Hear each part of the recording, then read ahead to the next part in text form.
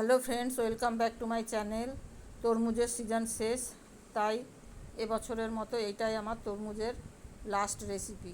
এ দেখো, তরমুজের খোসা নিয়েছি, এর সবুজ অংশটা বাদ দিয়ে সরু করে কেটে নেব। আজকের রেসিপির নাম হচ্ছে তরমুজের খোসার তিলোত্তমা কারি। তাই এই যে দেখো, তিল আর কাঁচা লঙ্কা একসাথে নিয়ে বেটে নিচ্ছি। একটু ঝাল বেশি দিলে ভালো হয়।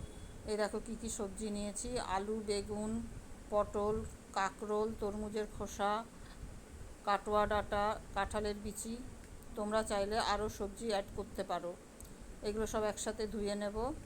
কড়াই তেল দিলাম, শুকনো লঙ্কা, 5 ফোড়ন, এই দেখো এগুলো তরমুজের খোসা। সব সবজি একসাথে দিয়ে দিলাম, দিয়ে ভালো করে নেড়ে চেড়ে নেব।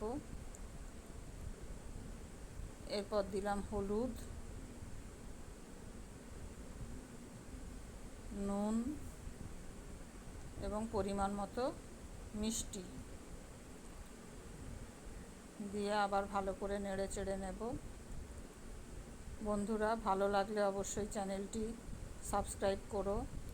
এবার তিল বাটাটা এর মধ্যে দিয়ে দিলাম, দিয়ে ভালো করে নেড়ে চেড়ে পরিমাণ মতো জল দিয়ে ঢেকে দেব। খেতে ভীষণই টেস্টি হয় এবং একটি নতুনত্ব রেসিপি। আশা করি তোমাদের ভালো লাগবে। তোমরা অবশ্যই বাড়িতে করবে এবং কমেন্টে আমাকে জানাবে। হয়ে গেছে, এবার আমি দেখো নাবিয়ে নিলাম। এবার টেস্ট করে দেখার পালা। আমি টেস্ট করে দেখছি, ততক্ষণ তোমরা চ্যানেলটিকে অবশ্যই লাইক শেয়ার করে দাও।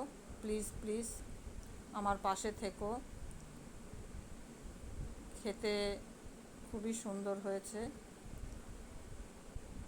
নামটাও সুন্দর, খেতেও সুন্দর।